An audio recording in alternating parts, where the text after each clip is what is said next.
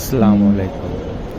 কি সুন্দর metro rail ছিল আমাদের, যেখানে আমরা 2 ঘন্টার সময় 10 মিনিটে পার করছি। মেট্রো রেলটা ভাঙচুর করে পুরো তছনছ করে ফেলছে। এটা করা আসলে ঠিক না। অনেক মানুষের সময় বাঁচাইতে মেট্রো রেলের কারণে আমাদের অনেকের সময় বেঁচে যেত।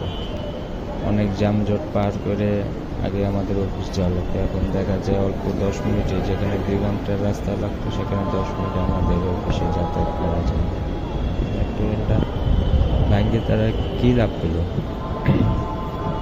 এখানে এখানে তাদের কোনো লাভ নেই, এদের আমাদের দেশেরই ক্ষতি।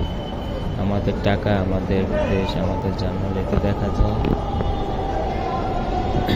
আমাদের ক্ষতি আমাদের দিয়ে হয়েছে, ক্ষতি আমাদের ক্ষতি দিয়ে করা। কারণ এটা তো বাইরের লোক, বাইরের রাষ্ট্রের লোকেরা এসে আমাদের ক্ষতিপূরণ দেবে। আমরা এই রাষ্ট্রে থাকি, আমাদের এই ক্ষতিপূরণ দিতে হবে। দেখা যায় আমাদের বিভিন্ন খাবারের বেতনের এদিক ওদিক থেকে আবার এই গ্যাস বাড়াতে পারে, এরকম করেই আমাদের ক্ষতিপূরণ করবে।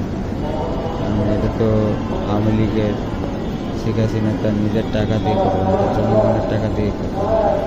ভাঙচুর করাটা আসলে ঠিক হয় না। এটা আমাদের সকলের জন্য একটা দুর্ভোগ। রাষ্ট্রীয় জিনিস উপরে ভাঙচুর করা, এটা আমাদের সকলের উপর সকলের। আসসালামু আলাইকুম।